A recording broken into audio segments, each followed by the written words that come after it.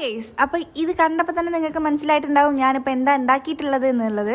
ഞാനും വീഡിയോസ് ഒക്കെ റെഫർ ചെയ്തിട്ടാണ് ഇത് ഉണ്ടാക്കുന്നത്. അപ്പൊ ഞാനിപ്പോൾ ഈ എടുത്തിട്ടുള്ള റൈസ് കൈമ റൈസാണ്. നന്നായിട്ട് വേവിച്ചതിന് ശേഷം അതിലേക്ക് നമുക്ക് തേങ്ങാപ്പാലും അതേപോലെ പഞ്ചസാരയും ഉപ്പും ചേർത്തിട്ട് ഒന്നും കൂടി വേവിച്ചെടുക്കുക. വേവിച്ചിട്ട് ഒന്ന് മൂടി വെച്ച് കഴിഞ്ഞാൽ നമ്മുടെ റൈസ് സ്റ്റിക്കി പോലെ ആയി തന്നെ വരും. നമുക്ക് ഉണ്ടാക്കാനുള്ളത് അതിന്റെ മുകളിൽ ഒഴിക്കുന്ന ആ ഒരു ബാറ്ററാണ്. തേങ്ങാപ്പാലിലേക്ക് കുറച്ച് പഞ്ചസാരയും അതേപോലെ തന്നെ കുറച്ച് ഉപ്പും ചേർത്തിട്ട് നന്നായിട്ട് മിക്സ് ചെയ്യുക. മധുരത്തിനനുസരിച്ച് കൂട്ടും കുറയ്ക്കുകയൊക്കെ ചെയ്യുക.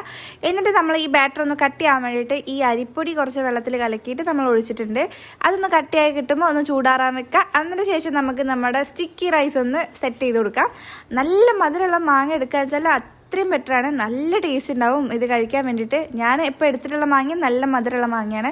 പിന്നെ കുറച്ചൊരു ഡെക്കറേഷൻസിന് വേണ്ടിയിട്ട് സെസമി സീഡ്സും ഒക്കെ ഇട്ടിട്ട് നന്നായിട്ടൊന്ന് ഡെക്കറേറ്റ് ചെയ്യാമെന്ന് വിചാരിച്ചു. പിന്നെ നമ്മൾ വെച്ചിട്ടുള്ളത് പുതിന ലീഫാണ്. അങ്ങനെ അതും കഴിഞ്ഞ് ഇനി നമുക്ക് നമ്മുടെ ടേസ്റ്റ് ചെയ്യാനുള്ള ഊഹാണ്. ഈ ഒരു ഐറ്റം ഞാൻ ഒരുപാട് വീഡിയോസിലൊക്കെ കണ്ടിട്ടുണ്ടെങ്കിലും എനിക്ക് കഴിക്കണമെന്ന് ഭയങ്കര ആഗ്രഹമായിട്ട് ഞാൻ ഉണ്ടാക്കിയൊരു സാധനമാണ്. അപ്പം ഞാൻ ഉണ്ടാക്കിയത് കൊണ്ട് പറയല്ല, എനിക്ക് ഭയങ്കര ഇഷ്ടപ്പെട്ട്.